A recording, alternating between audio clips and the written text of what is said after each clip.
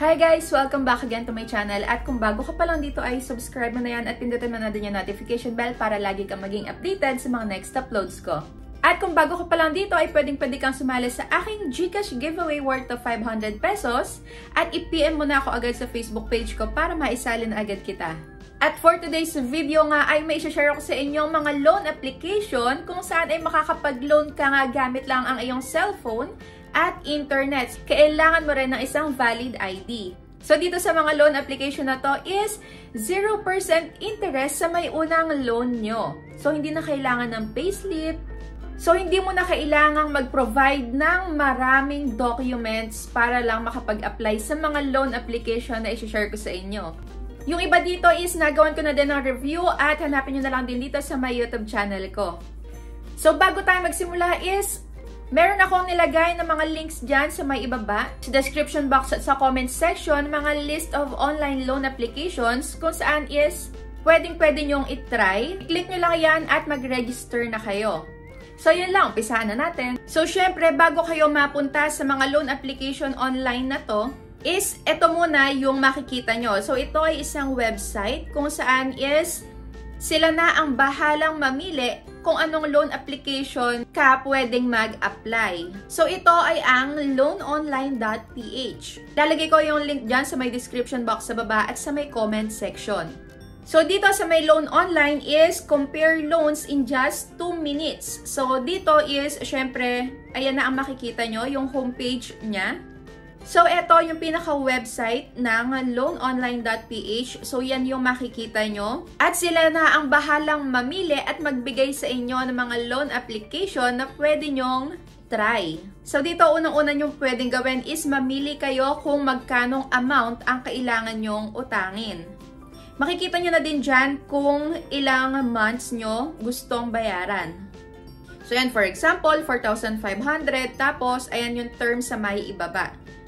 3 months, 4 months, 5 months, ganon.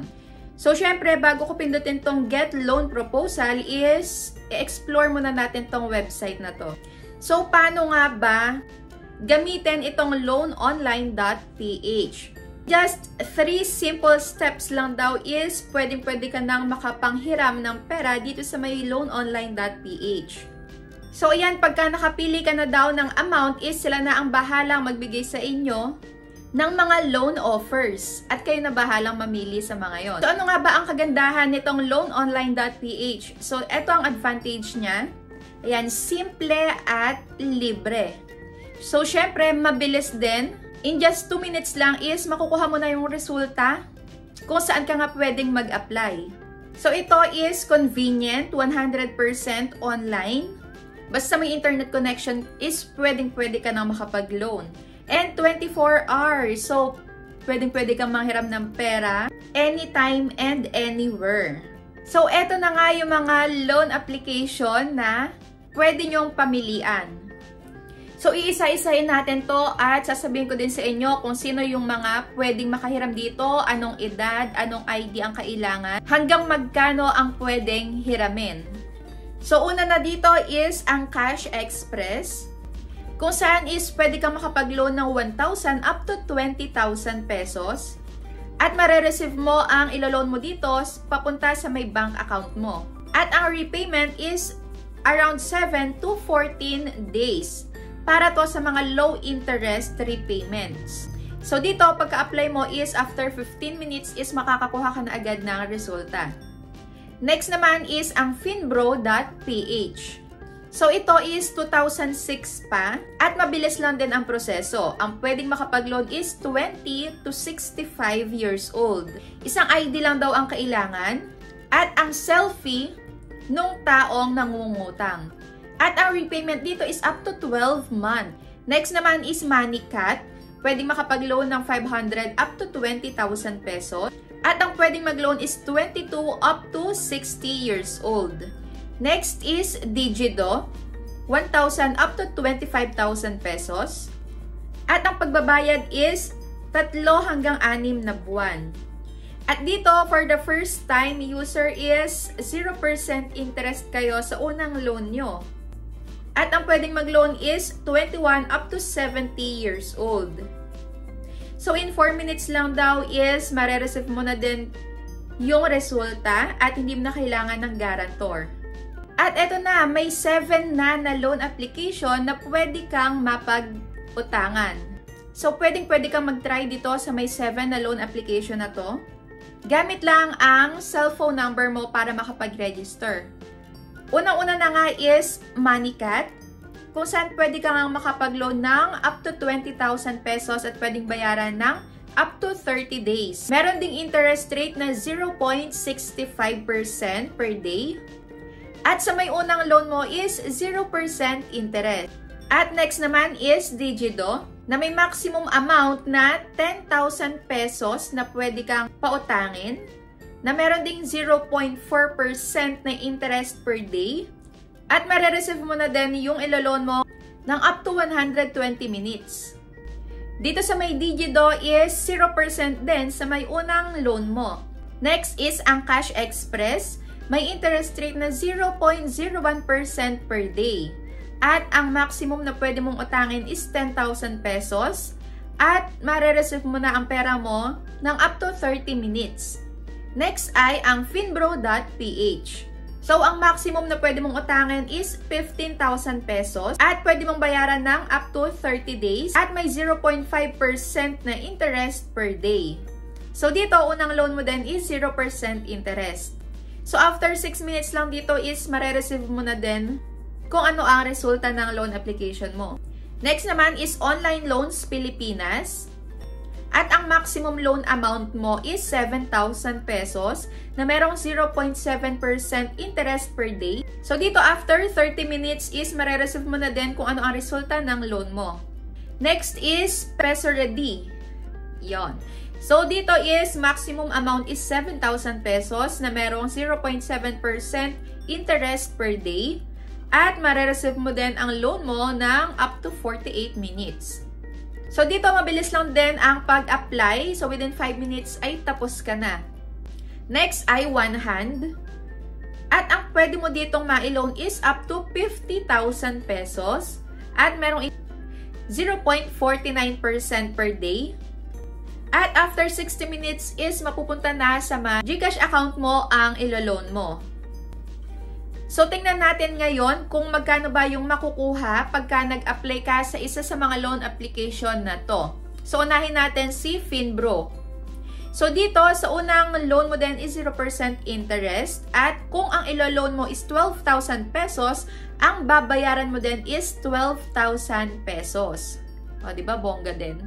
So, ayan, interest 0, processing fee is 0. Tapos, babayaran mo siya ng within 12 months. So, dito sa may Finbro, isang ID lang. So, hindi na dito kailangan ng payslip. So, dito, 24/7 pwede kang mag-register. At mabilis lang din ang pag-fill out ng application form. Ang pwedeng mag-apply sa may Finbro is 20 to 70 years old at kailangan may stable na income. So, ito is trusted din by the following partners: Cebuana, Union Bank, and Luwilier through Money. At next naman is sa may MoneyCat. So, eto is 0% interest din sa unang loan. So, kung 4,500 ang ilo-loan mo is, ang ibabayad mo din is 4,500 lang din. At pwede ka din ditong mag-loan ng up to 20,000 pesos nga. So, dito pwede mong bayaran ng 3 up to 6 months. Next ay ang Digido.